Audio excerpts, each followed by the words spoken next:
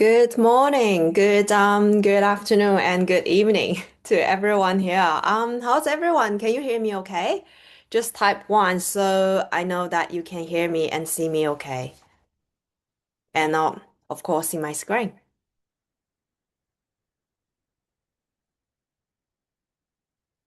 Let me know if I'm audible. You can just type one in the chat box. Beautiful. Thank you. Um, yeah. Again, everyone, thanks for joining me. I'm really excited about this session. So as some of you already know, or probably everyone, because you all come through LinkedIn events. I'm Vivian, and I've been working as a management consultant and a business analyst since 2018 across large corporates here in Australia. So the funny thing is, over the last couple of years, I noticed something very big happening. Smart, capable people, they are just getting stuck. But it's not because they lack ability, but because the job market was rapidly changing with AI and outsourcing. So that's why I started to help more than 400 people transition into analytical, future-proof roles. So there are roles that are well paid, hard to outsource, and highly valued across industries. So yeah, I'm really excited to share with you today the exact framework that I use to help people to make that shift.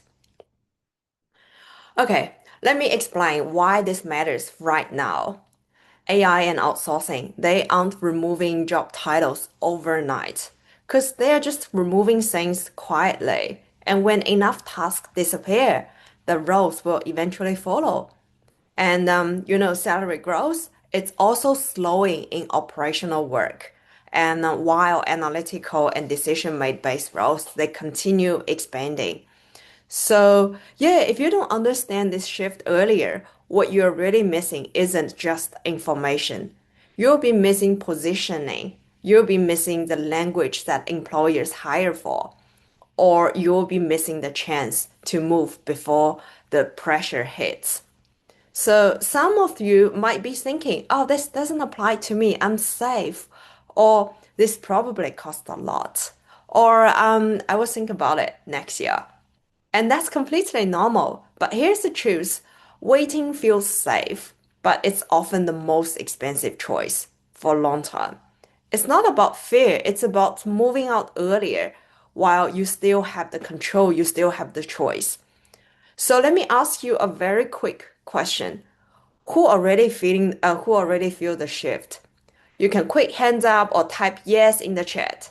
So if you notice any of this in your current company, maybe new AI tools, automation projects, outsourcing, teams getting smaller or restructured, teams move to Manila, teams move to India, teams move to Singapore. Yeah, so if you notice anything, you can put your comments in the chat. Cool. Let me see. Yes, a lot of yes. So just let me ask you another one. Which one describes you right now? First, let me say A. My job still feels stable, but I'm not sure for how long.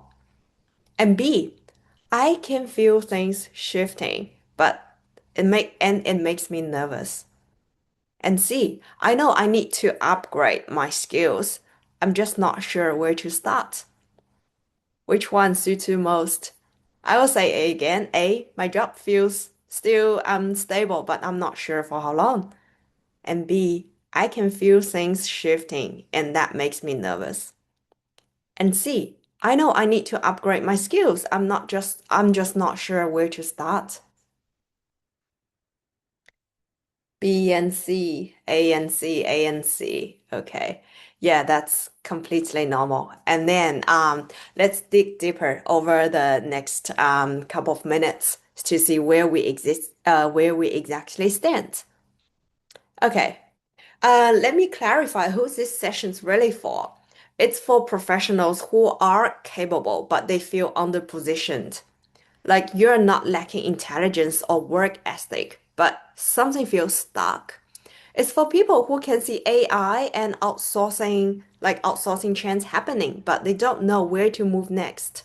And for those sitting in operational or supporting roles where the work is repetitive and salary growth feels capped. And also, if that sounds resonate with you, who wants to move to more analytical, higher value roles without quitting everything and start from zero.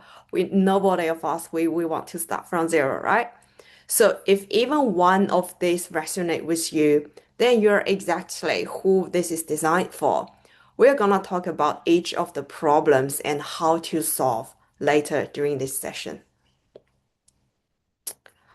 Right. So from previous comment in the chat, I can see a lot of frustration there. Let's talk about the first one that I see so common among many people that I work with.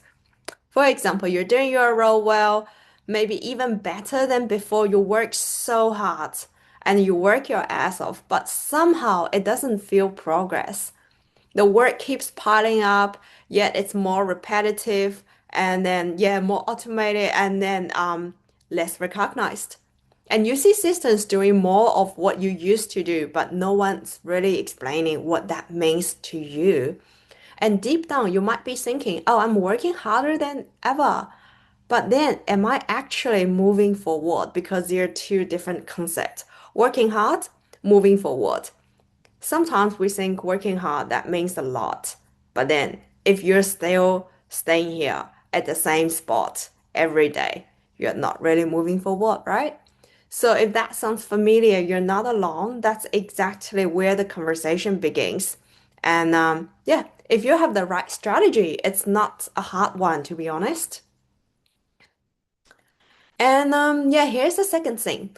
A lot of people tell me that, Vivian, I know AI is here. I know outsourcing is happening. I know my role is changing. I know, but I still have no idea where to start. And honestly, that's way more common than you think. Most people aren't confused about whether they need to change. We all know that we need to change, otherwise we won't be here. But then they're confused about how to change and where to go next.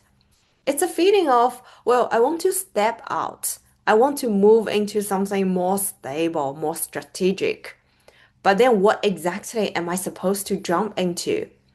Because also every day you're busy and then you're capable, you're aware of the shift happening around you, but nobody ever taught you the actual pathway. So you end up stuck in the same place, not because you're not trying, and but because the direction isn't clear.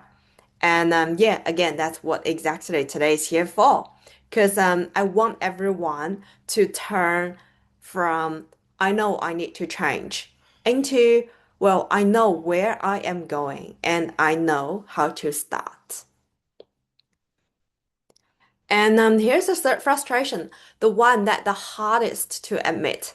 You want to change, you've probably been thinking about it for a while, for 3 months, 6 months, for 3 years. A lot of people do that. But part of you is wondering, what if I can't catch up? What if it's too late? What if I fail? Because also, you've seen others pivot into new roles. You've seen others picking up new skills, moving forward. You want that too. Absolutely, we all do. But because between work, between family, between everything else, it's very easy to lose confidence and question. And you probably question if I'm actually ready.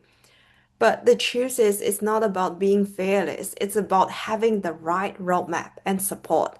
And yeah, so what I want to give you from this session, a bit of clarity, direction, and confidence to take to that next step. Okay, let's zoom out for a moment and look at some of the industries where things are really happening, especially for roles that feel manual or repeatable. Taking accounting and payroll, for example, many organizations, they're outsourcing bookkeeping, AP, AR. If you're not from accounting background, AP means account payable, AR means account receivable, and payroll functions. In fact, the global accounting outsourcing market is projected to hit over 80 billion US dollars. Scary, 80 billion US dollars by 2030, around the corner. And in payroll and HR functions, nearly 1 in 3 US companies in recent data have outsourced at least one HR task. Well, payroll being the most common. And then look into banking and finance operations. These aren't just about tellers anymore. Back office, compliance, reporting, those Power BI dashboard building, customer service, moving into chatbots, they're all being reshaped by AI and outsourcing. And finally, customer service, and contact centers with again with chatbots, AI assistants, automation. So the frontline human roles, they are really under the pressure. So yeah, if you're working in any of these areas, for example, accounting, payroll, customer service, banking operations, you might already be feeling that subtle shift. Maybe fewer manual tasks, maybe more like outsourcing talk around the corner, around your team, around coffee chat, maybe a quiet question in your mind. Okay, what's happening next? So yeah, that's why we have here today because the work you do, they're still valuable, very valuable. But the way you are valuable is changing. And this session is about helping you to see where you stand and what you can do so that you don't just keep doing more of the same, but actually move into a role that's future proof. So yeah, let's keep going. I will pausing for a moment for a quick self-assessment using our career scorecard. And then we will move into something that how we can take control of this change instead of being caught by it. All right, everyone, grab a pen and a piece of paper.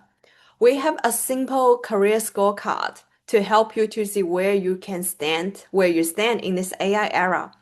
I'm going to give you 9 prompts, and I want to rate yourself from 0 to 10, each one. So there's no right or wrong, it's just a mirror. Okay, the first category is cognitive agility, which means how quickly we can learn, adapt, and make sense of the change. And the second category is creativity and innovation.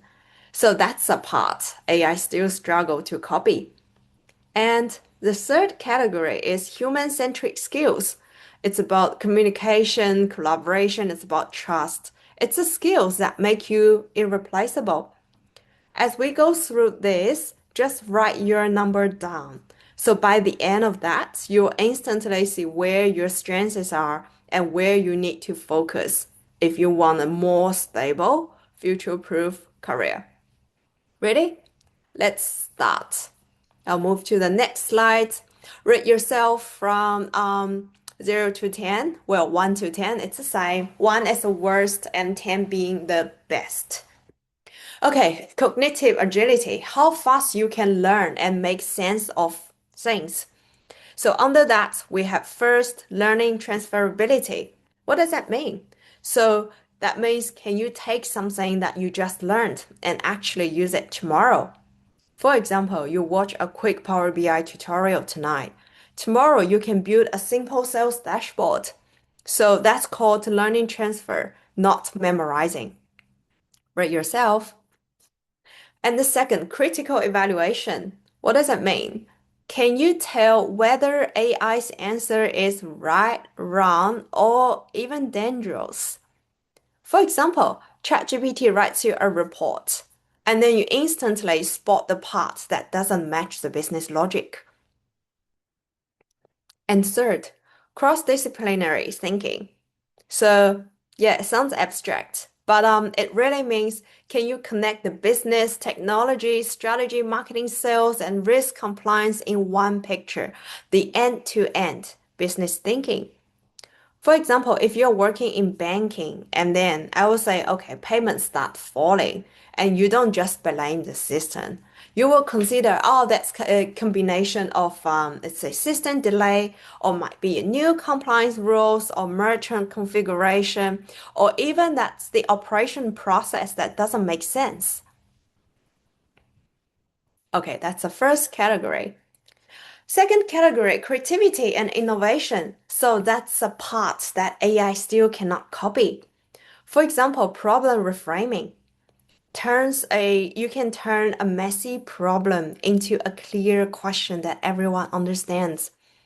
For example, stakeholder says, yeah, well, the system doesn't work. And you will ask back, do you mean the workflow doesn't work, or the approval logic doesn't work, or permissions doesn't work, or anything else that you actually mean that doesn't work? And then the next one, creative integration. What does that mean? Use the tools that you already have to create smarter solutions. For example, you can combine Slack and Notion and email automation so your team can finish weekly reporting in 5 minutes. And your team used to do it for like 3, 4 hours for a week. And the next, continuous improvement drive. So we are at the sixth. And you naturally see inefficiencies and you want to improve them. For example, you notice your team recreates monthly reports manually, and yeah, you found it proactively. So you're proposing a template or automation. And then here we go to the last part, human-centric skills. So that's AI's weakest area and your strongest advantage. For example, first communication and persuasion. It's about not talking more, but talking in a way that people actually understand. There are always people around us, they talk a lot, they just never stop, but you don't get a point from them because they're talking in unstructured, in a very messy way. They just don't talk to the point. And then, so it's the ability about explaining a complex idea to maybe a complex technical idea to a non-technical manager in three clear sentences. And the eighth, cross-cultural collaboration. That means working smoothly with global teams. For example, Australia, India, Philippines, Singapore, Europe. And then, for example, your outsourcing teams, they prefer detailed context because they look at the task every day, so they want everything in details. While Australian stakeholders, Australian senior management, they want direct and concise points. And you know the difference, and you can deliver the message correctly. And the last, influence and trust. Do people really trust your judgment? For example, if something breaks and people come to you first, not the manager, because they trust your judgment, because you show your analytical skills, and people think, oh, okay, we really trust you as a person, and we trust your ability, we trust your thinking. Okay, give everyone 30 seconds. Adding things up and we will see where you sit.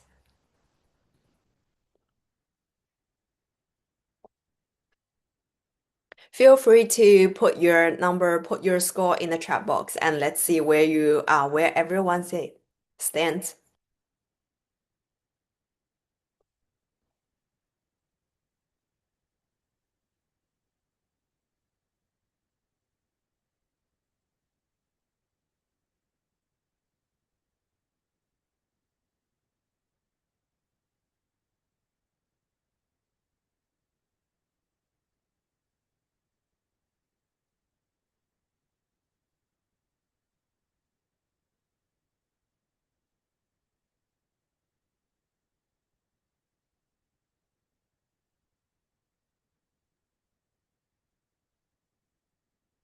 Okay, waiting for some numbers to come up.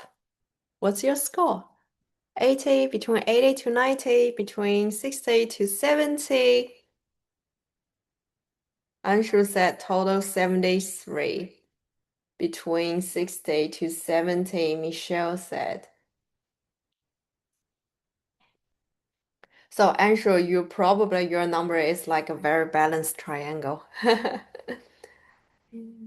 60 to 70, 60 to 70. What's the weakest? Out of curiosity, 71. What's the lowest?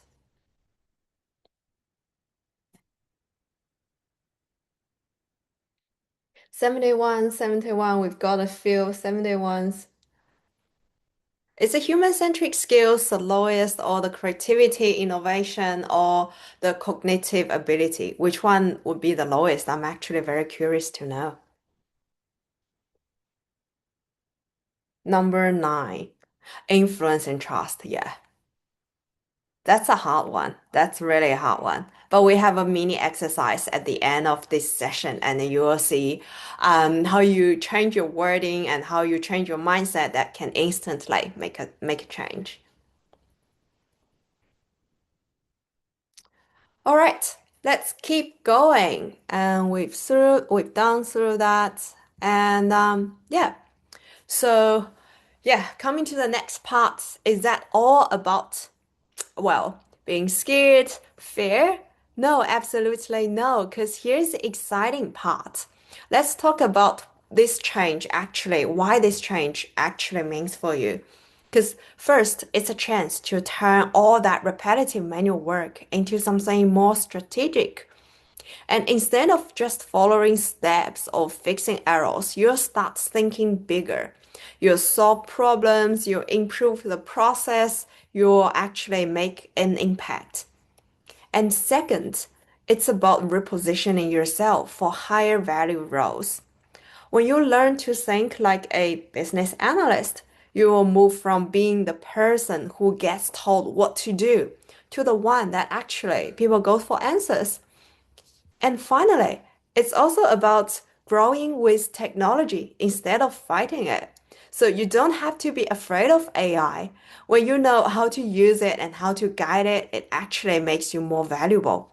So here's the big opportunity to go from, well, I will be replaced by somebody. I will be replaced by somebody in Asia to become like, well, I'm absolutely indispensable because I have XYZ skills.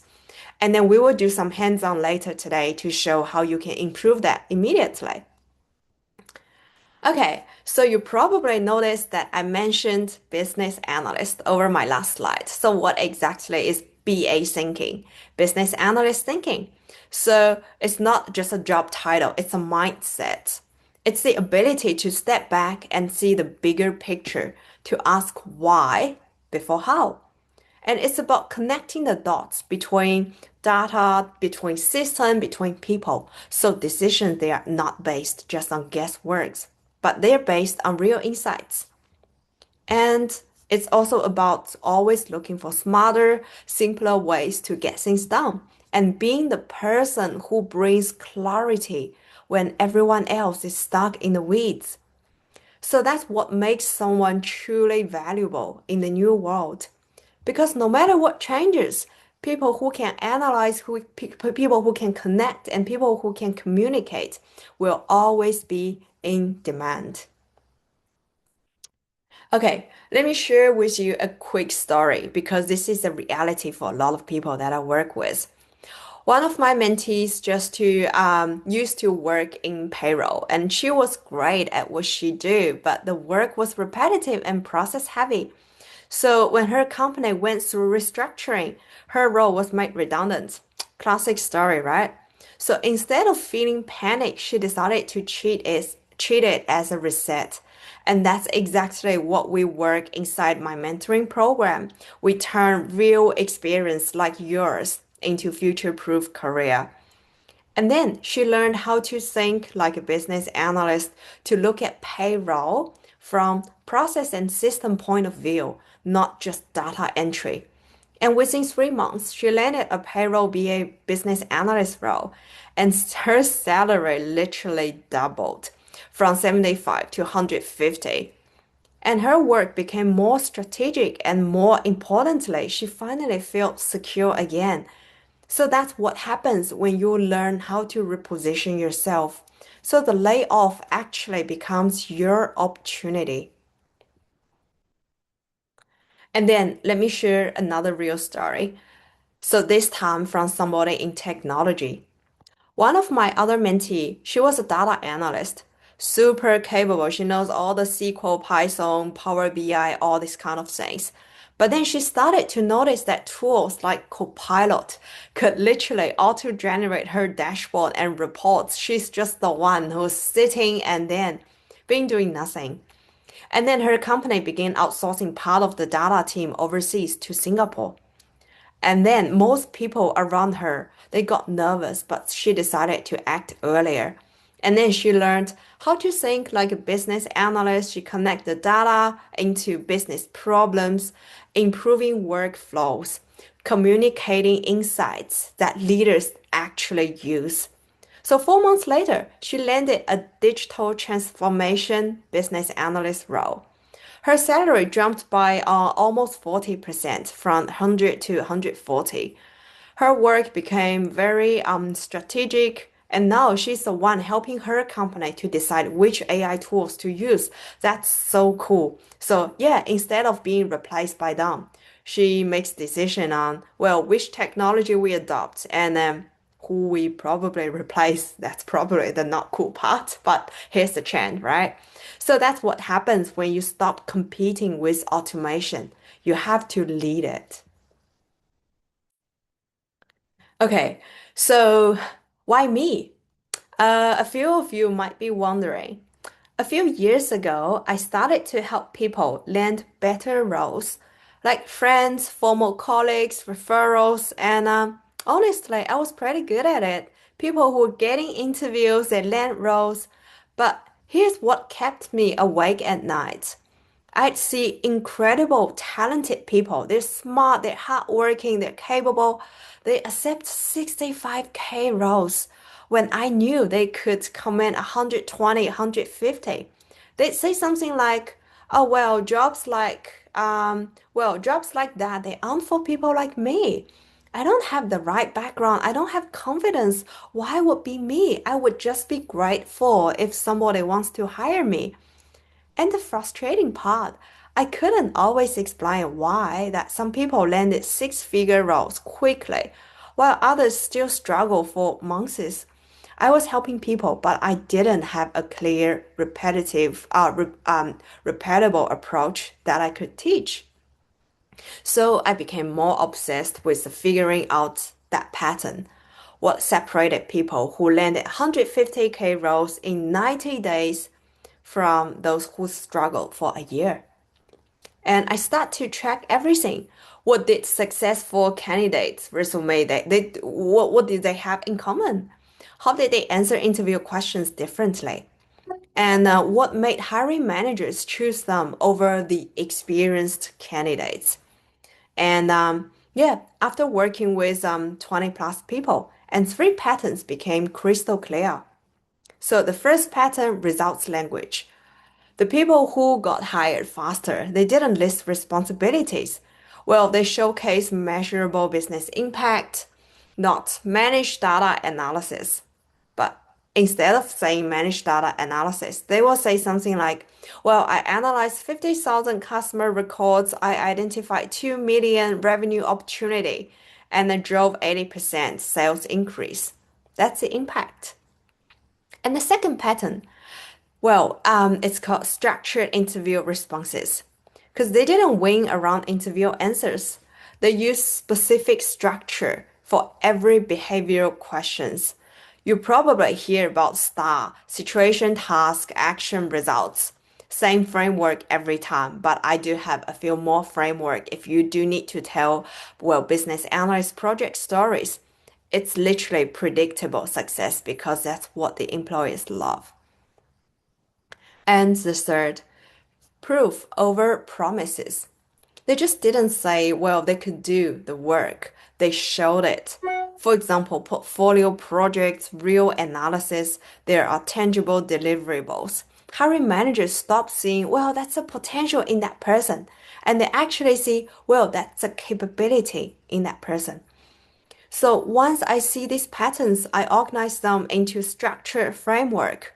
Not the same complicated tech platform, but it's just a very clear step-by-step approach that anyone could follow.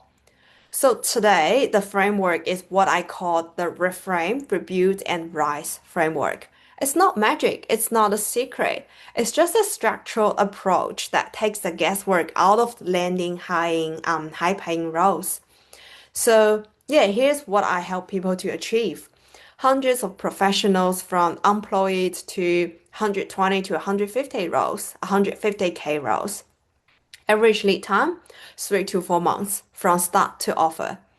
And then 80%, they were career starters or transitioners, no previous BA experience.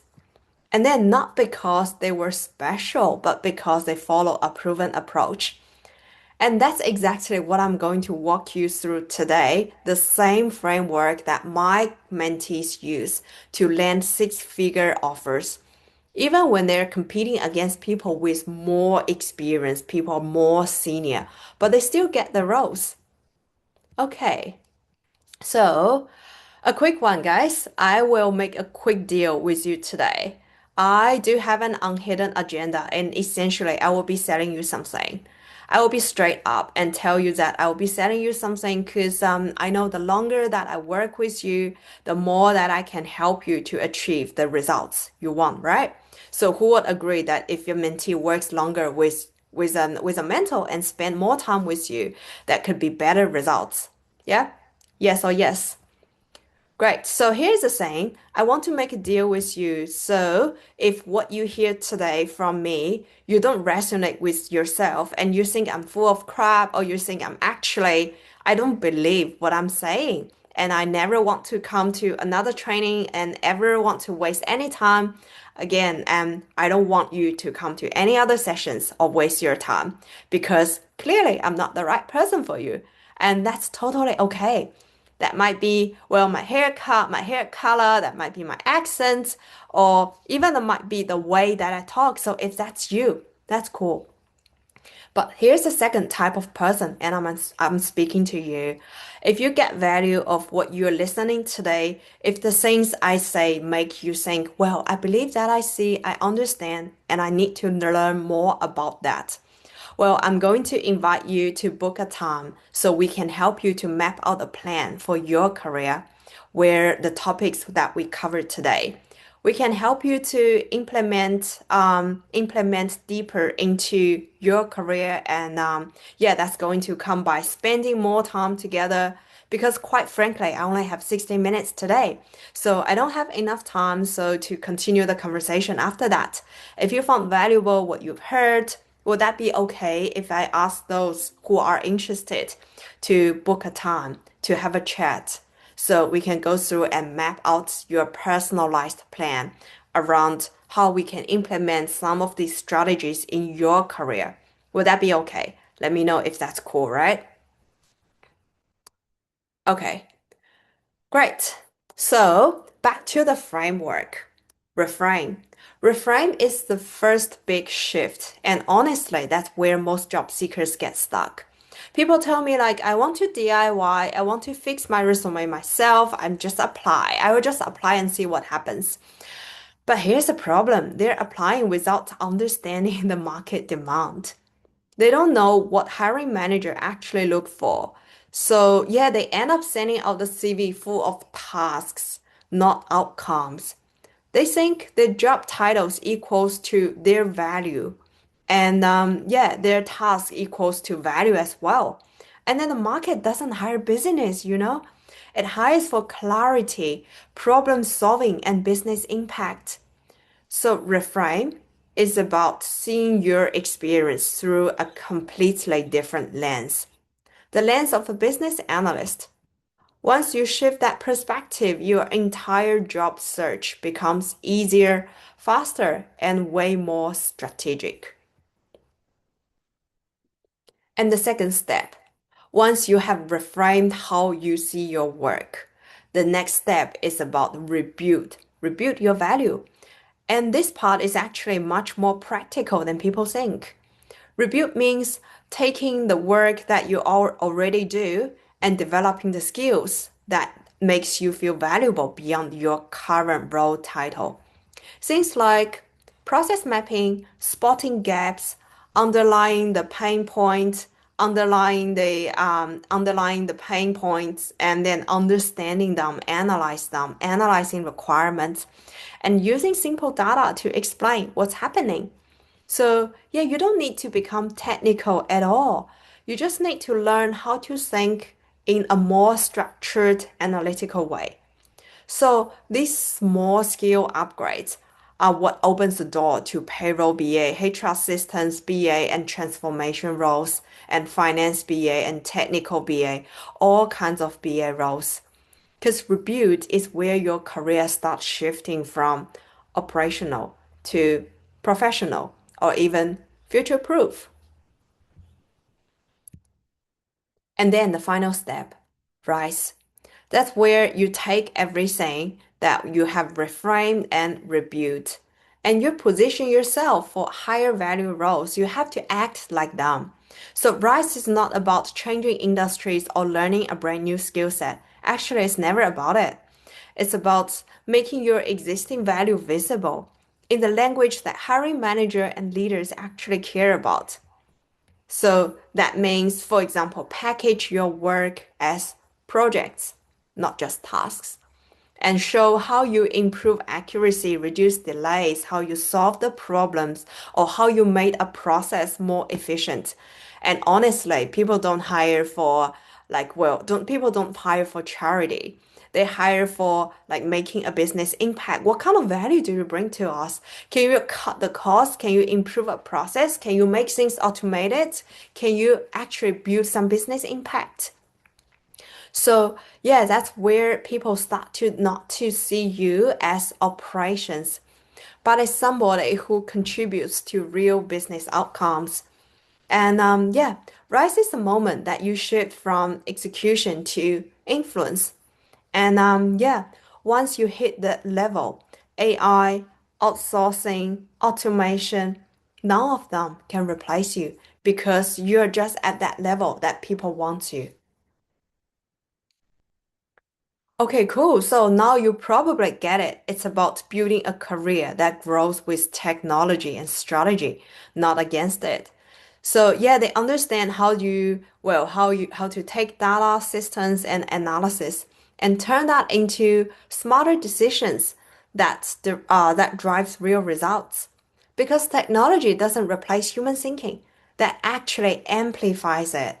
So when you learn how to guide AI instead of I'm so scared of AI, they'll take my roles, it's your biggest advantage.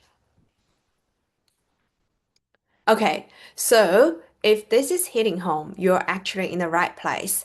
I've helped over hundreds professionals make that exact transition from operational roles from let's say 65K, 45K sometimes into a business analyst position at 150, 120, 150 in about 3 to 4 months. It's not because they were smarter or they had some special advantage, but because they had a clear framework to translate their experience to build a resume that gets noticed and answer interview questions with confidence. So, yeah, if you're thinking, oh, I can do this work, I just don't know how to show it, that's exactly what we will solve today. Stick with me. I'm going to walk you through the exact framework in the way that my mentees use. And then at the end, if you want a personalized support through your own transition, I will share how we can work together. Sounds good? Okay, great. Let's make it practical. Now back to your scorecard we did 20 minutes ago. Think about one project or task that you have worked on recently. Maybe it was payroll processing, maybe it was a report that you built, maybe that was a workflow you helped to improve. And now let's look at this through new lens, what I call reframe, rebuild, and rise filter. Because once you start spotting these patterns, you will never look at your job the same way again. So here's your worksheet. Here's a QR code. Feel free to use your phone to scan it, and then you can open that should take you directly to a Google Sheet link. I will give everyone 10 seconds after you open that.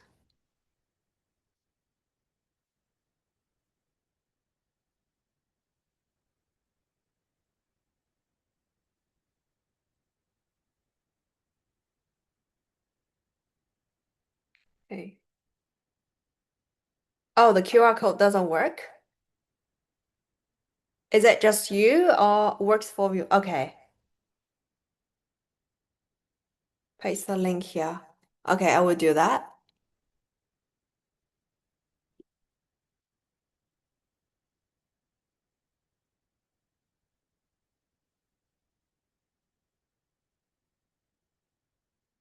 Did anyone get it?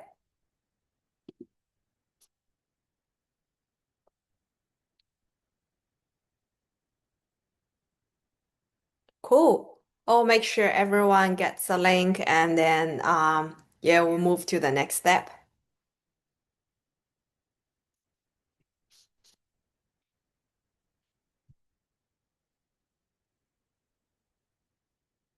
All right. First, reframe. Go to the reframe one and then what questions or what problems were you actually solving beyond the obvious task? And second, rebuild. Was there something that you made smarter or more efficient? And third, if you had to tell your manager about it, what's the real business impact did it create? Yeah, just jot down a few quick notes. This is your first step to see your work a way that BA does.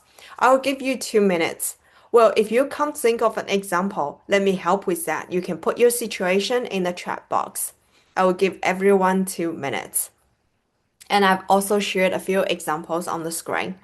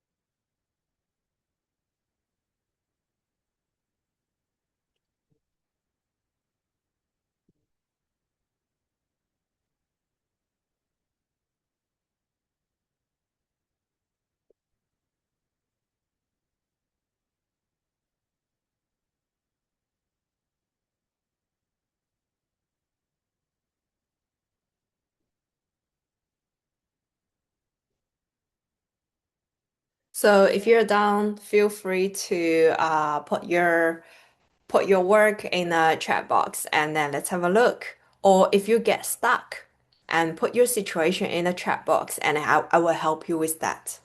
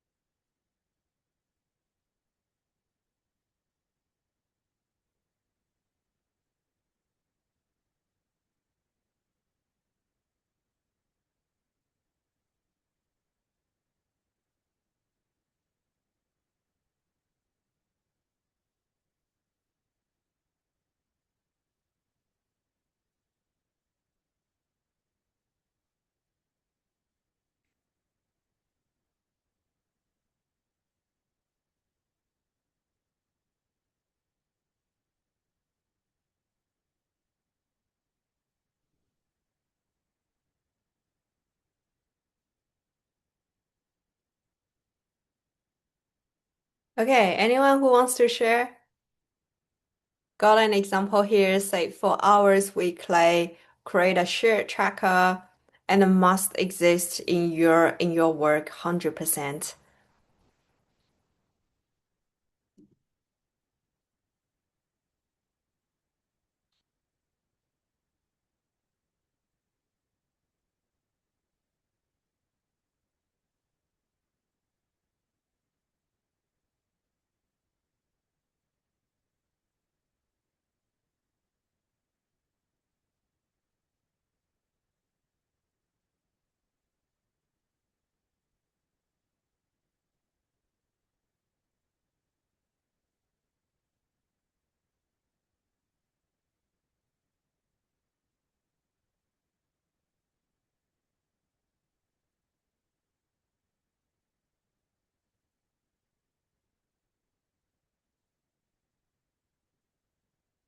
Okay, let me have a look.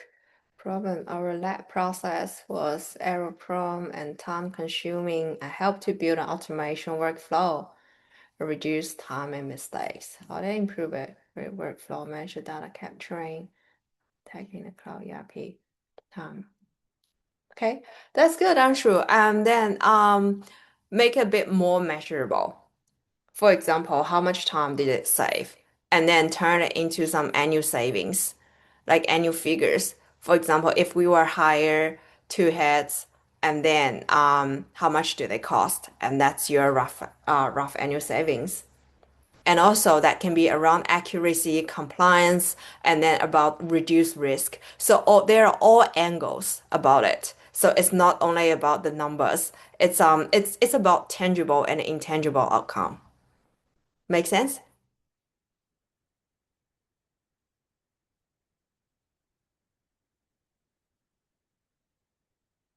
Anyone who else want to share?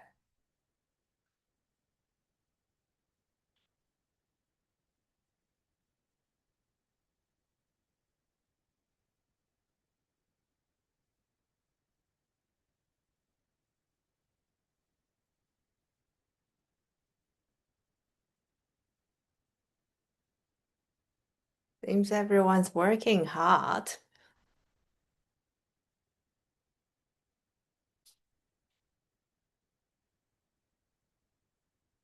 I'll give you 30 more seconds and then we will move to the next one.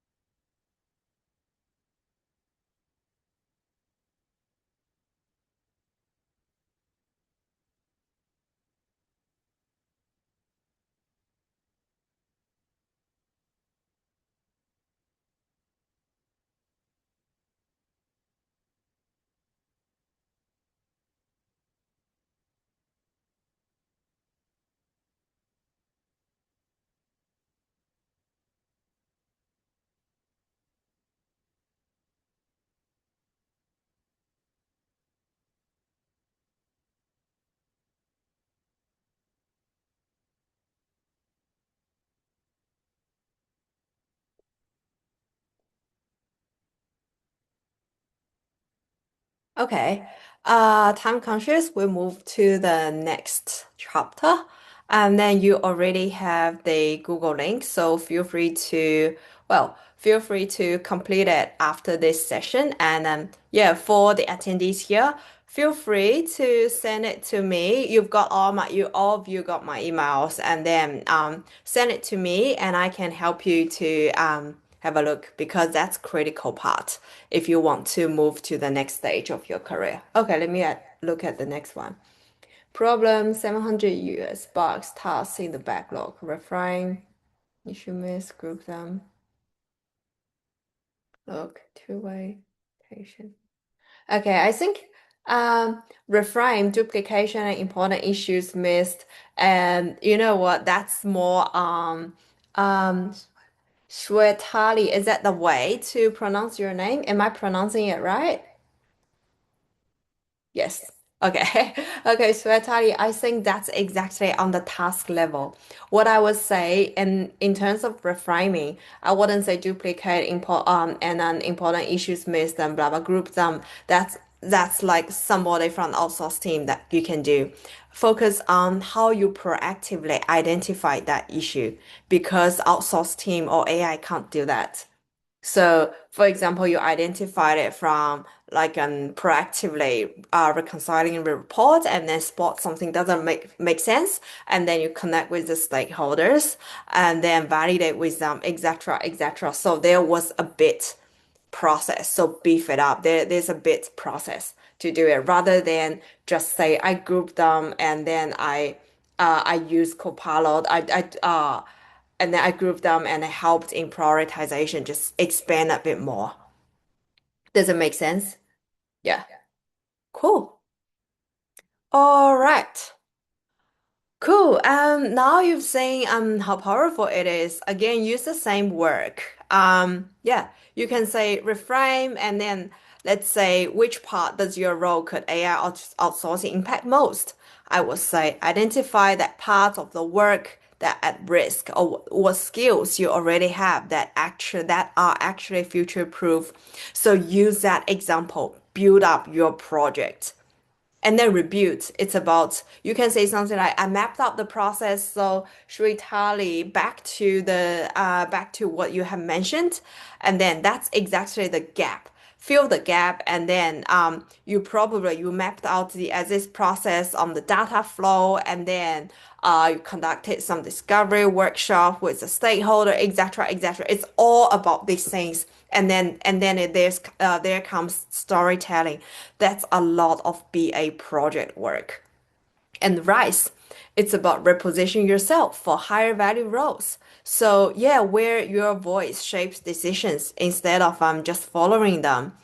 Yeah, so it's about BA, transformation, strategy roles. So it's about your value and then it has to be visible. So there are the hidden tricks, talking to recruiters and then HR and panel interview. So during the rise phase, and what we are going to do is not only to package up, review your project, and then it's about interview mastery as well because different people, different companies, they want to hear different words. They want to hear different talks or the exact terminologies or the way they talk. And they're all different. Small companies, big companies, industry, and then consulting. They're all different. So yeah, it's just changing your job or applying for a new role specifically to level it up. It's just very different. Okay, so before we wrap up, let's take a moment to reflect. Because you've just seen how small shift in thinking, like reframing your work, build your process, or repositioning your role, they can completely change your direction from execution to help the business to make business decisions. So, yeah, what are your three key takeaways? Maybe you've realized you already done more like a BA style work than you thought. Maybe you saw where you are most at risk. Maybe this part will be outsourced, and or maybe you see where your biggest opportunity is. So yeah, take a moment, take a second to jot them down. And yeah, here's the most important part. Which of these do you actually want to implement? Because insight without action doesn't create change. So if you know you want to take the next step, but if you are like a little structure, if you need a little structure and support, that's exactly what I can help you with. All right. So if you've been listening today and thinking, I get it, I know where I stand, but I don't want to figure out alone. I get it. I know where I stand. And then I'm just like, I need somebody to figure out a bit more. So, yeah, here's your next step. Inside my business analyst transformation program, we take everything you learned today and turn it into your personal roadmap. I will help you to identify your risks, build up your BA skill set, work on real projects, and get fully prepared for interviews. until you actually land the role.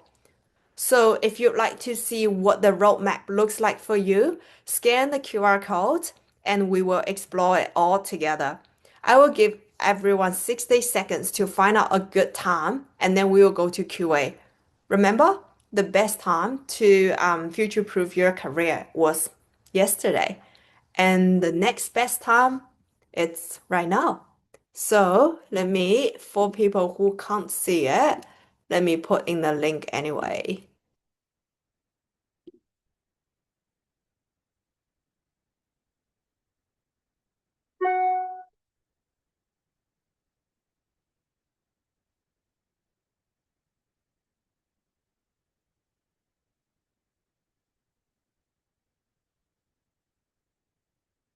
Oh, that was quick.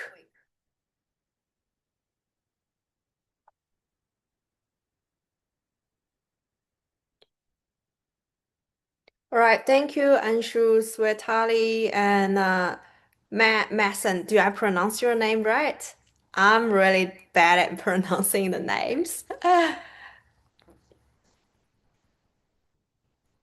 Yes, right. Thank you. I will give others a few seconds to do that.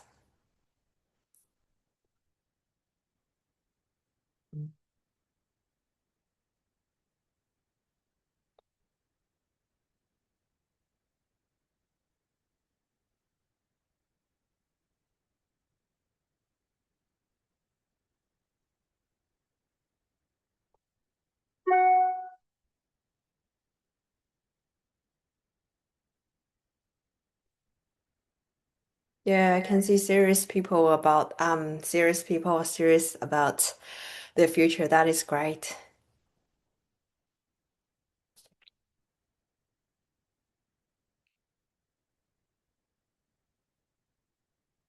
Okay.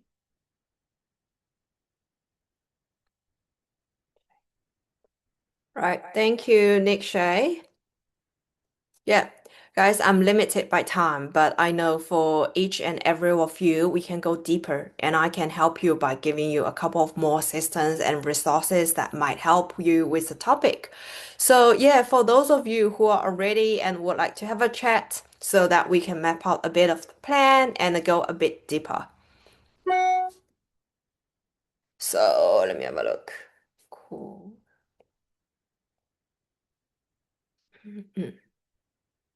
Yeah, I only have 5 spots for who are interested. So this is totally fine if that's not for you. But yeah, I do have 5 spots. So yeah, it's a first aim, best dressed. Whoever is interested, let me know. Okay, cool. We'll open up for some questions while you guys are thinking or booking in a time slot.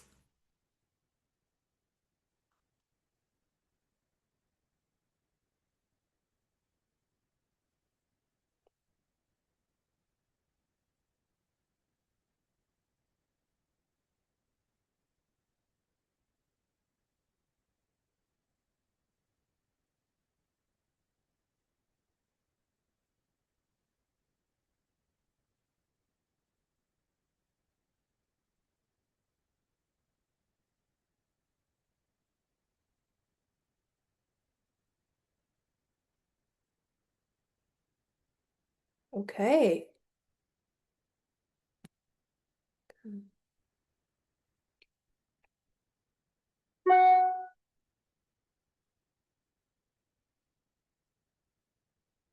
Does it make sense to do personal AI project and post it to increase chance of getting a job?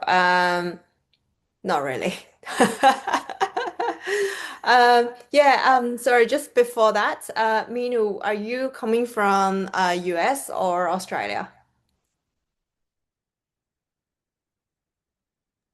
No, so I'm not. I'm so sorry. It's not me. No, it's my wife's account. All Can you right. hear me? Yeah. So I just got in because I had the link and then she's using my Yeah, that's laptop all as well. right. Yeah. Yeah. So it's my name is Maxon. No, I don't come from the US. I am from Australia. Okay. So Yeah. the So answer is no. no, no. Thank you. Yeah. Yeah. If that's in US, that Yeah. makes better sense. But then Okay. if that's in Australia, no. And then if Okay. you're in Australia and then you know how old systems are, how expensive people are, and then a lot of companies are still using paper. Okay. Yeah. So Okay. they still focus on systems like SAP or whatever. They focus Right. on process improvement. They focus on cost reduction, even just simple process improvement. So AI is probably, well, large corporate introduce AI, but then it's probably not not the current focus for the Australian market. Okay. Yeah, a lot of people do that. Oh, let me do something AI, let me showcase it on my resume, and then the employees will see that but no. Okay. Yeah. So yeah, Maxine, if you want to talk more about it, Sure. we can cover it during our call. Sure. Sure. Thank you. Yeah, Appreciate that. brilliant. All Cheers. right. All right. It's 11:01 here at my time. So yeah, let's talk about what staying stuck is really costing you. Because it's not just about the money. First, opportunity cost, the cost of not doing something. Right now, you're earning, for example, around 65K, 80K in an operational role, or maybe nothing. So a business analyst at your experience level, they are making 120, 150. So that's a 55K to 85K gap. So every single year, that's not the just numbers on the screen. So that can be the vacation you keep postponing, the financial breathing room that you don't have, or retirement contributions that you're not making. And there's a second kind of cost, knowledge cost, the cost of not knowing something. Like you don't know how to translate your operational experience into analytical language. So your resume gets skipped.